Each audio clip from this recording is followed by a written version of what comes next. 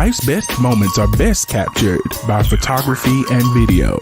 You may ask, why photography and video? Because if a photo is worth 1,000 words, video is worth 1,000,000. And GPS photography and video will leave you speechless. GPS specializes in weddings, sports, fitness, and so much more.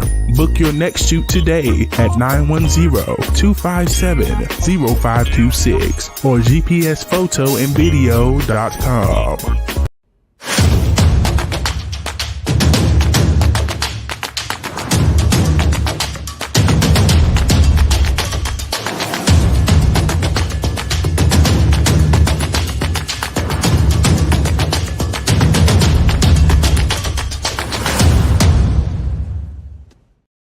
Welcome to the Amazon's podcast. I'm Glenn Young, owner of Amazon's Fitness Magazine. The podcast is brought to you by Maximus Closing Suits. Let your inner warrior shine. Custom competition suits for victory on every stage. MaximusClosingSuits.com. And of course, GPS photography and video. Why photography and video? Because if a photo is worth 1,000 words, video is worth 1,000,000. GPSPhotoandvideo.com. My guest. She is an Olympian, IFBB Women Bodybuilder Pro, also known as a mass monster, Miss Ava Montgomery.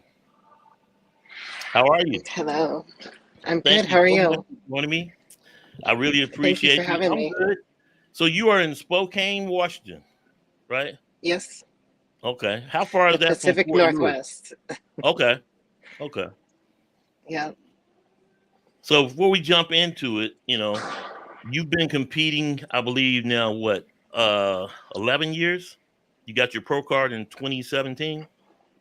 Yes. Okay. Yes. So you've been gone a while.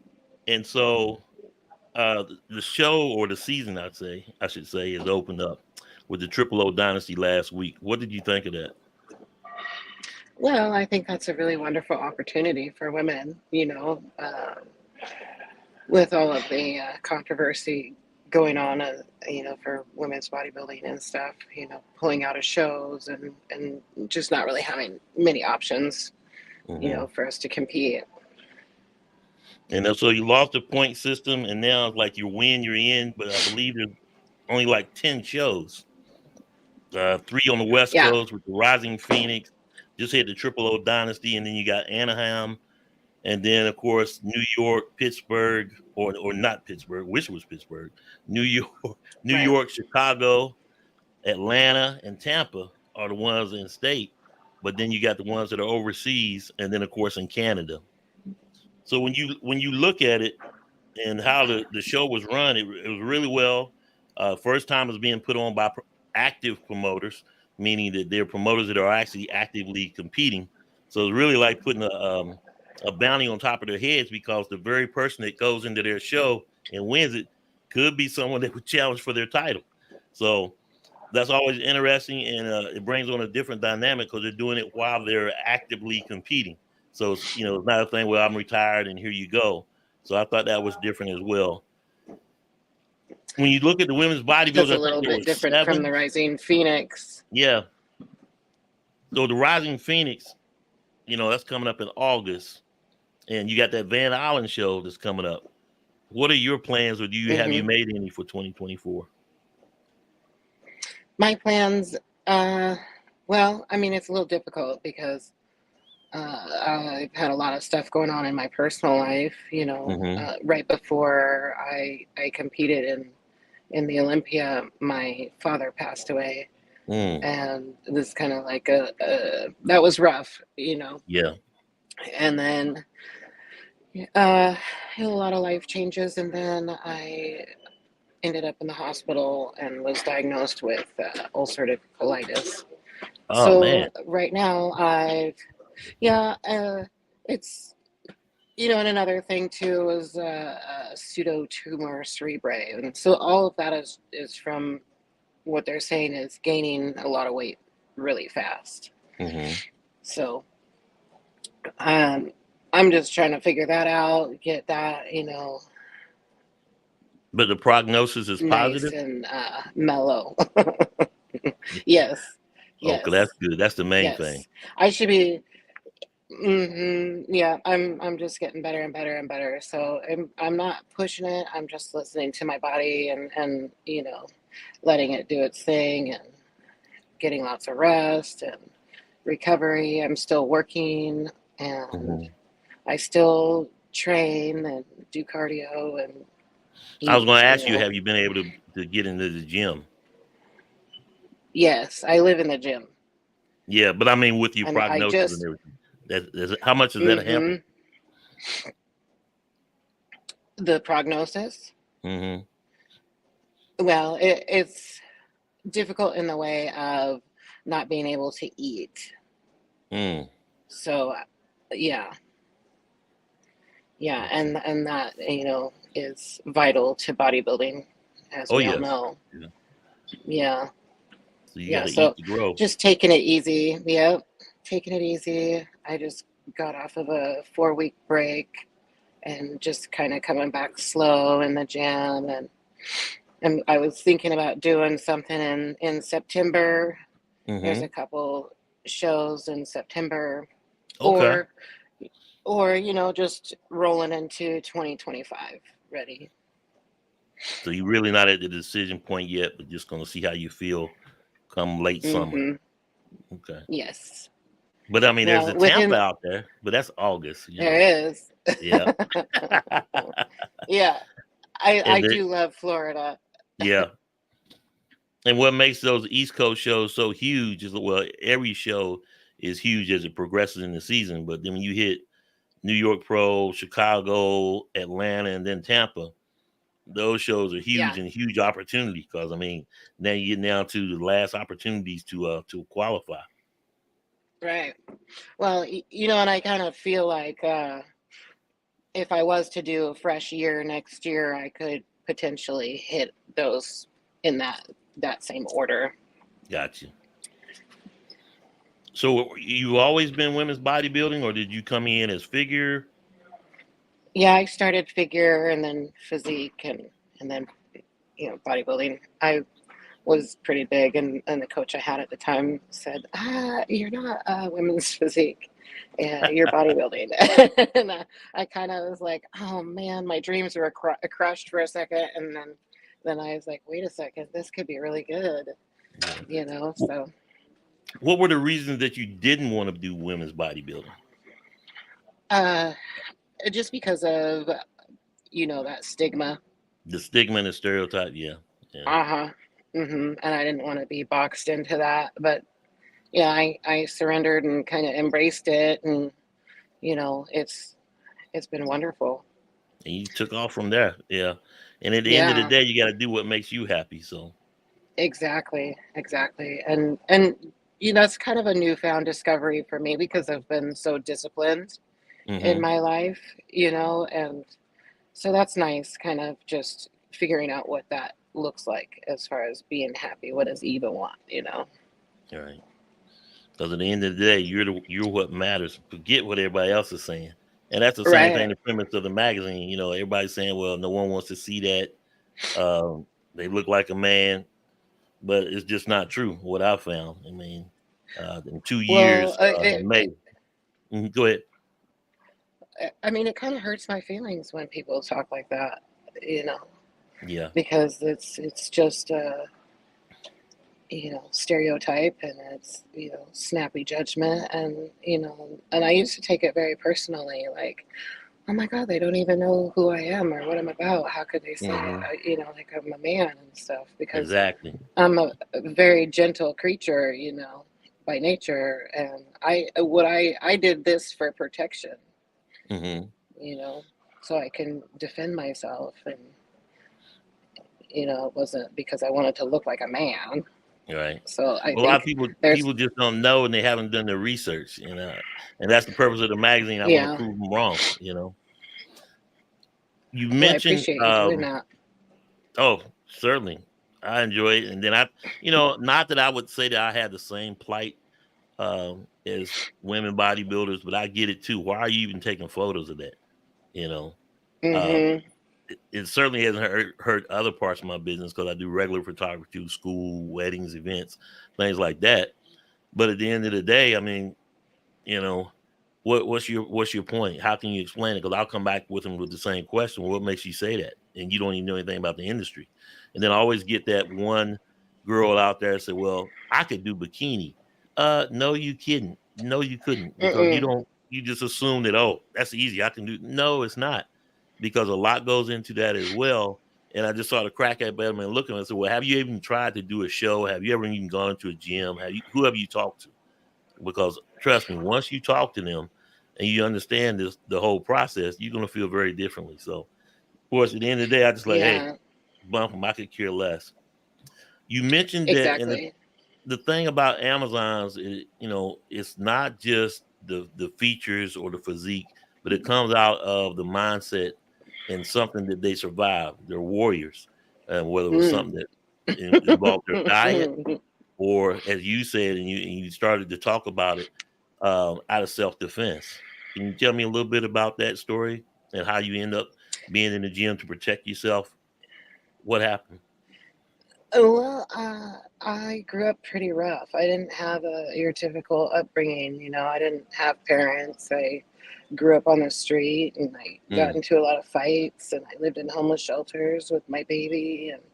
And wow. like I've had to climb to the top of the mountain, and I feel like I just did. Um, and I'm just barely peeking over it at 43. So it's been a fight. Yeah. I feel like I just got out of a war zone almost. Yeah. So it was just to defend myself, so I could have a fair shot and not get my butt kicked all the time. Yeah. That's true. Level the playing field. You Yeah, know. yeah, it sure did. Nobody messes with me now. There you go. And it's an intimidation factor too, especially guys that like women bodybuilders or like women in fitness. Women that's got money, or they feel that's out there, that's up on that corporate ladder. They're intimidated, and I'm like, Sure. they have no idea what they're missing out on, but they need to get out of their own feelings. Yeah, and I think that was ultimately what all the controversy over female bodybuilding is about. Yeah, it Because is. either people are attracted or they're intimidated. hmm And they can't figure it out because it confuses them. And like I said, I'm always puzzled when I hear, well, I could do bikini, and I just start laughing. I'm like, Yeah, yeah. you have no Uh-huh. idea. So you coach as well. Yes, Now, do you like yes. doing lifestyle coaching, or preparing competitors for the stage? Both, Okay. both. There's definitely beauty and fulfillment in both. I like to take average people and transform them and to show them what they're capable of, and hmm that's so fulfilling for me because I see people that come in, they can't even look me in the eye, when they hire me, and by the time they're done with their 3 months, they're whole different people. Their hmm new job, found a significant other, hmm strutting their stuff, bought a whole new wardrobe, like it's amazing, and I just hmm love it. I love that, and I love prepping people for shows. I love what you can do to the body and how you can manipulate the body with nutrition and supplementation. Yeah. So now, do you have any competitors you currently preparing for the stage? Anybody you can tell us about? No, not right Okay. now. And what No. categories do you like the best? I mean, as far as preparation, or would you just rather just have all women's bodybuilders? I mean, in a perfect world, hmm that'd be nice. But I I like all divisions. I do posing, coaching too, Right. and the whole 9 yards. Yeah, As well as yeah. the meal I just prep. think, hmm Okay. yeah, nutrition. It's all custom nutrition, supplementation, training schedule, the whole 9 yards. Okay. What do you think is the most important when it comes to nutrition? I mean, like, And I guess that each person varies. They do better with red meat versus fish versus the type of fish. But what do you like to prep with as far as your meals? Um, I think consistency is the best thing you Okay. can do with a meal plan. Basically, the plan works if you follow it. Well, yeah, I like to, that's and critical. and almost any plan will work as long as you follow it because it's a Yeah.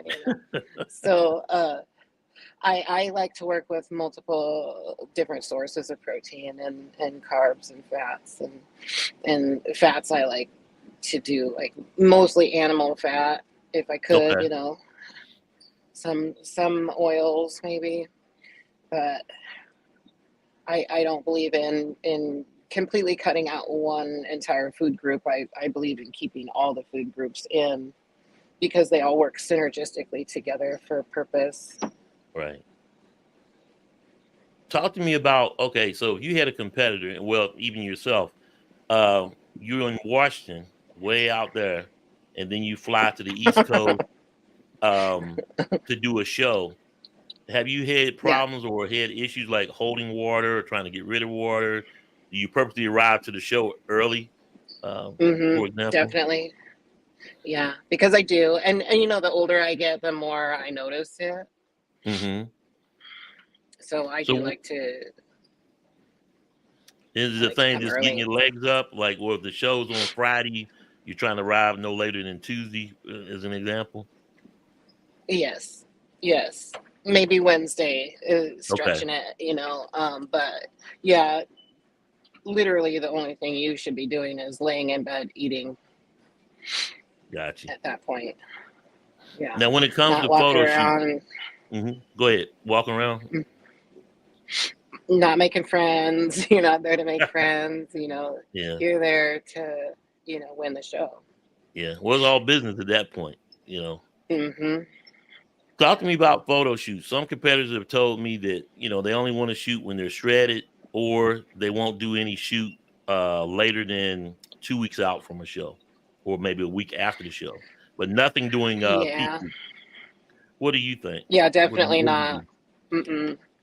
No, I think peak week is like the sacred time. That's where you do all your meditation and your rain dance, basically, Yeah, your powwows, you're getting ready, yeah. and you're getting in the zone and things like that. So yeah, I do believe, I think anything within Hmm. that 4 weeks is a no. I got you. So you're not Yeah, about just business. So because it's right. That's more mhm. fun times. Yeah. Talk to me about a reverse diet. So the show's over, like the ladies that just competed in the Triple O Dynasty. What should Right. they be doing now? How do you do a reverse diet so that you don't have a drastic weight gain, or you like, oh, okay, now I'm going to Golden Corral and I'm gonna go to town. Oh God, boy, I've done that a few times. I literally one time I gained 30 pounds in 3 days. No joke. Oh my In three, God, yeah, you yeah. gained 30 pounds in 3 days. I was a hurting unit for sure. Yeah, That was in man, my earlier days, got you. of discovery. Yeah, discovery uh, learning.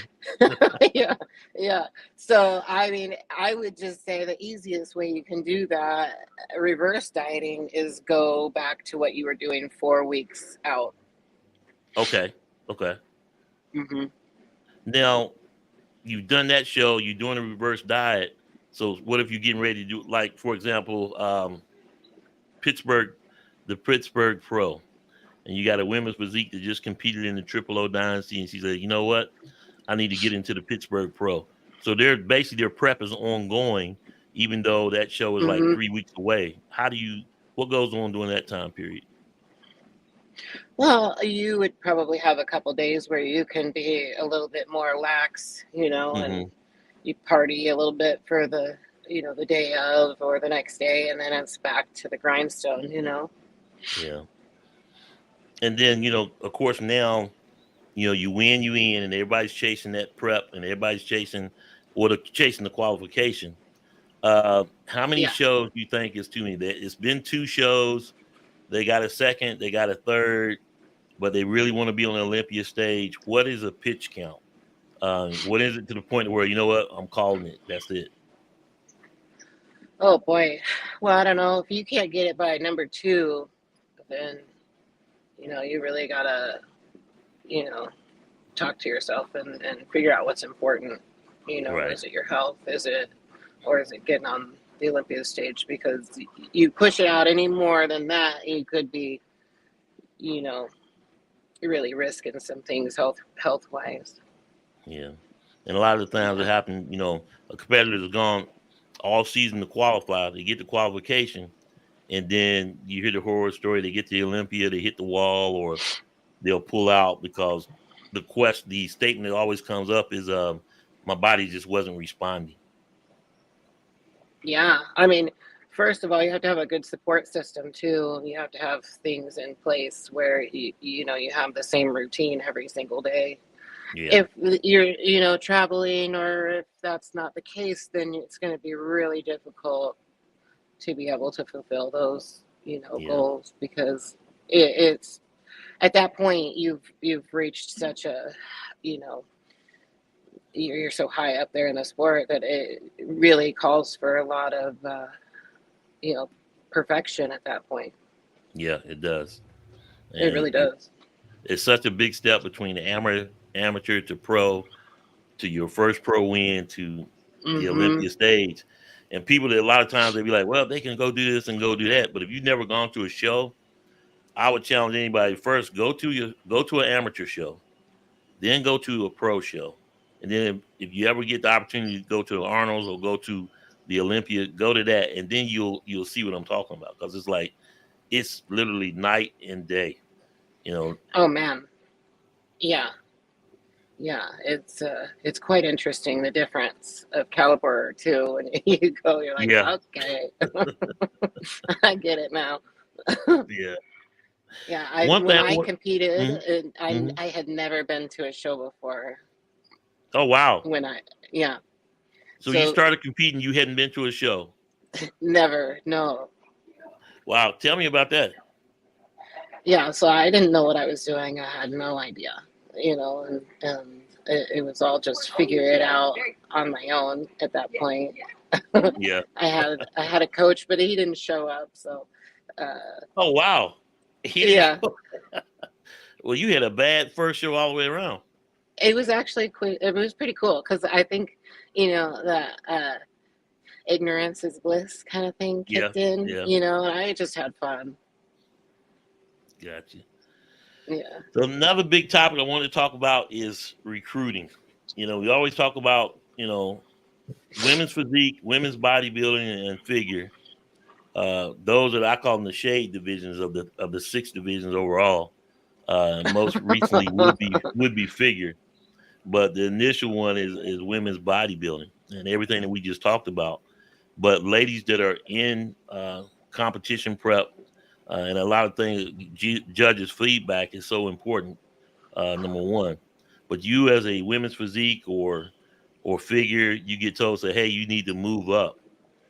If a competitor does not move up or cross over to women's bodybuilding, basically their career could be over, because they're going to get marked down, but they just don't want to be a women's bodybuilder. What would be your message to them if they got that feedback? And overall, how do we recruit women in the women's bodybuilding? Well, that's a good question, because I don't understand now, being a female bodybuilder, I wouldn't want to be anything else. There you go. I feel like I'm at queen status. I wouldn't want to go below that for sure. It's like you have your princess status, and then you have your queen status. I would not want to go back down to princess status. So I'll be demoted. I'll be princess status. Princess status would be bikini, huh? Oh, well, I mean, I don't know. I gotta watch what I say. I love all 6 divisions. All 6 divisions. Me too. Bikini, wellness, fitness, figure. women's physique and women's bodybuilding are all Amazons to me, and they all can be marketed. Yes. And I think the thing with women's bodybuilding, it is a niche, but it just hasn't been marketed, because y'all have fans out there. It's just that you Yes. got a lot of closet fans, so now you got to pull them out to get them on the stage. So, and I mean, right now they see, well, they only have like 10, 12 shows, and they can only name, or they've only seen 10 bodybuilders, women's bodybuilders. I mean, where they at? How are they out there? How do we draw them out? I mean, maybe we just need to go on a whole marketing and recruiting campaign.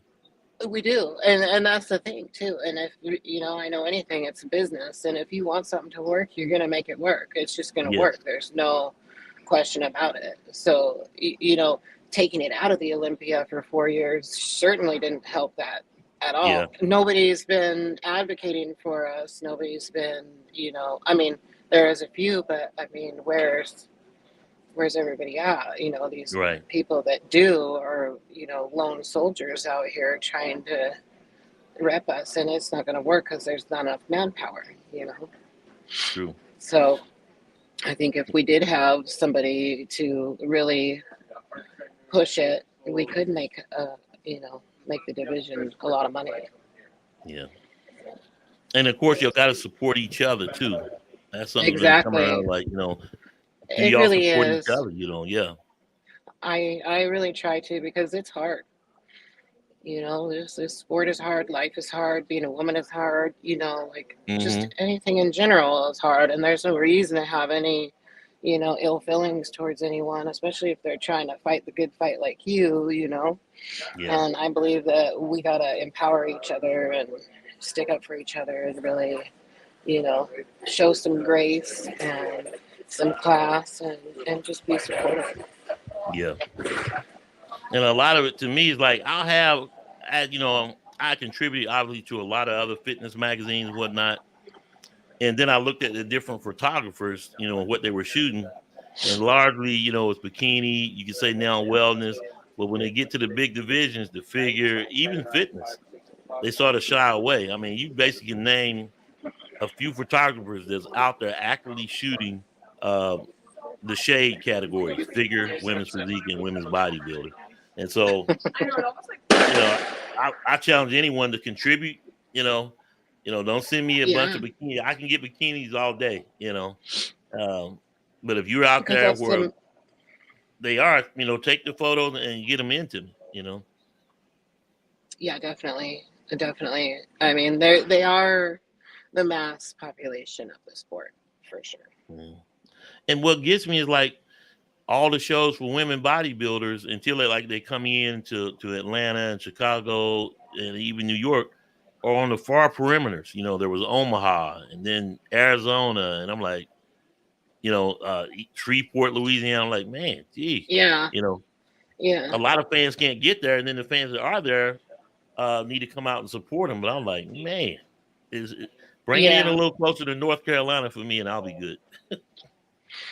Yeah, I think if we had maybe another show or two that was all female, I think that would be really helpful. Yeah. And I think that's a key to success too. When you look at the Rising Phoenix, even the O Dynasty, the map for success is an all women show, Yeah. And you just go from there. You can add others later, but then you don't want the show to run all night and how many competitors. So if you just stuck to just an all woman show or women's show, you'd be in good shape. Yeah. I mean, why not? Just the great divide. Yeah. Now, one thing I wanted to ask you though, the O Dynasty, so they did the prejudging, and then maybe 30 to 45 minutes, they went straight to the finals. Do you think the same concept like that would work, or was it better to have prejudging in the morning and then finals at night? That night, maybe 4 o'clock. If the prejudging was like at 9 in the morning, and the finals are like 5, 6 in the evening, does that work better as far as a competitor? I mean, I feel like you have another chance to come back a little fuller, a little drier in the evening, but that's how they they run the local shows like that where they have the prejudging and then the finals right after, and it does really make it nice because you don't have to come back, in the evening. As far as like a coach standpoint goes, I don't know, I haven't competed like that, but I do like the feel of the being able to tweak things in between. And I don't know how that would work for the female bodybuilders because we'd have to be changing backstage, from posing suits. So. But in your opinion, if there's a night show for women's bodybuilding, if you do the prejudging in the morning and then do the finals later in the evening, does that improve the physique? I believe you do get a little extra shot to come bring something a little bit more special in the evening than you had, because maybe you didn't, maybe you undershot in the morning and you could pull out different levers in the evening. And you always hear that about the men's open, and then obviously that's where the Olympian, all of them are previously run. But I thought this was different with the Triple O Dynasty but then in the end, I mean, you're always being judged. I mean, is the scorecard really going to change that much? Someone that was in third is going to go all the way to first. I mean, if you spread it out like that, or it just depends, I guess, how close it was. Yeah, I mean, it could happen. You definitely could, pose your way up to first if you came back, even better than you did it. You came in the morning. Gotcha. Well, I really appreciate you coming on. I didn't want to hold you too long, and basically just want to find out more about Ava Montgomery when she was coming back, because I am a fan. Thank you. And they look at you as a mass monster, especially female bodybuilding channel. And when you look at it, the categories, they say, well, the size really matter, or is it all about the symmetry? Are they conditioned, and does even femininity even enter into the character? I mean, it's not on the scorecard, but it is on the scorecard. What are your thoughts on it? Mm-hmm. I obviously like to be huge, so I'm gonna go with the mass. There you go. Because that's a sport, I'm all about the sport. I love the sport. I love to train. I love to be muscular. I have had goals of being the biggest female bodybuilder in the world. Really? I'm still okay. 200. I'm 211 pounds right now, and I just came off of a month break. So, I'm fairly lean too. Mm-hmm. So, what's been your heaviest stage weight, or what would you think would be your ideal stage weight? I've always had dreams of being on stage at 200 pounds. Wow. That's my ultimate dream. Mm-hmm. And it's just a personal dream, not anything because for any other reason, just because that's something that gets me excited, Oh yeah, well, it gets everybody excited because they see that most muscular and then that side chest, it's something to behold. Yeah, except I think I was on stage in Canada. I was 196 pounds. Wow. And I forget what Andrea Shaw's stage weight was, but yeah, she's getting up there, but she's so conditioned. I mean, and beautiful and symmetry lines. I mean, she's gonna be tough to beat. If anybody's out there. But I feel like a lot of it is competitors are if I can just get the Olympia stage, I'm good, and that may be your goal. But if you're going after the champ, you need to really go after the champ. And either you're gonna try to beat her or you're not gonna beat her. But it can't be, you just can't halfway do it. No, it's the Olympia stage, the biggest stage there is, so you can't half-ass it. Yeah, and when in Rome, you have to do as the Romans do, and I'm discovering that like all these, these women that win are wearing these big, beautiful, voluptuous wigs, and their suits are on point and everything. Like, there's an elegance to it. You Oh, can't most come in with definitely. purple hair and, tattoos all over your body. It just doesn't, you're not going to get there. You're not going Yeah. to, it's just not going to happen. You think tattoos takes away from the judges' scorecard, or? Oh, yeah. Yeah. Because, I mean, I know in my opinion, I look at physiques and I'm like, no, too many tattoos. You can't Yeah. see anything. Yeah. That's true. Yeah. And the only thing that matters is the judges' scorecard. And then you can see, and some competitors, I keep saying people, some competitors be like, well, I need to find out who's judging that show. Because I got to get in front of that judge, or I got to get in front of that judge. I'm on the East Coast. I'm only going to do this, or I only need to, what's your thoughts on that? Does it matter? Because at the end of the day, either you're going to win or you're not. You got to get in front of every judge, and you don't know who's going to end up being an Olympia judge. So, I mean, is that even a plan? I think that if you're spending your energy worried about that, then you're taking away from what you could do to ultimately look your best on stage. Gotcha. I think you should be 100,000% immersed in that. Concern yourself with being the best version of yourself, and not worried about little things like getting in front of certain judges and stuff, because then it just kind of becomes like a game,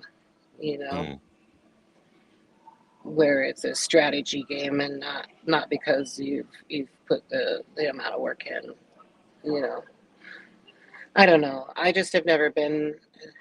I don't think I've ever gotten. Well, maybe once I've gotten judges' feedback, but it was always more about what I wanted to look like, and making myself happy. And yeah.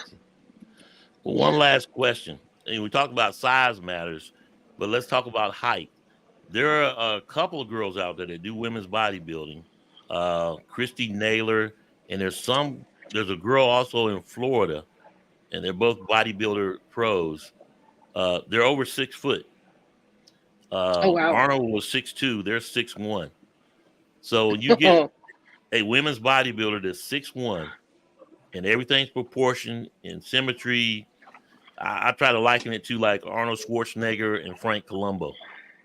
And can the shorter bodybuilder beat the taller bodybuilder because they got more mass, they got more muscle, and they're taller? If they come in right, do you think the shorter bodybuilder is tough to beat the tall bodybuilders? What I'm asking. All aside, if it's the reverse, then the tall bodybuilder doesn't have a chance. Yeah, but the tall bodybuilder might not have legs. True. Yeah, because it's much more to build. They got to build a skyscraper, and we're talking about a single level. Yeah, exactly. A single wide. There you go. Yeah. Well, we still got a foundation on there, but we only going 2,000 square feet. We're not building a skyscraper. Yeah. Yeah. Ava, I really rough. appreciate you. I really appreciate you. Thanks for coming on. I appreciate you too. I think we got some good ideas coming forward. And when you announce your show, you gonna come back and tell me? Oh, of course. All right. Make sure you send me a message. Okay, Glenn, let's go. I certainly will. I really appreciate you. Coming up next at 6:30 p.m., Hella Trevino will join the podcast, and we'll find out what's going on with her and how she's doing. So you don't want to miss that in the second hour. For Amazon's Fitness Magazine, GPS Photography and Video, of course, Michelle Bogdan, who also competed at the O Dynasty Maximus Posing Suits, custom competition suits for victory on every stage. Thanks so much for her sponsorship, MaximusPosingSuits.com. And of course, thanks to all the new subscribers to the YouTube channel, Amazon's Fitness Magazine, and of course, the subscribers to Amazon's FitMag.com. Celebrate the female physique. Make sure that you subscribe. We'll see you in a little bit.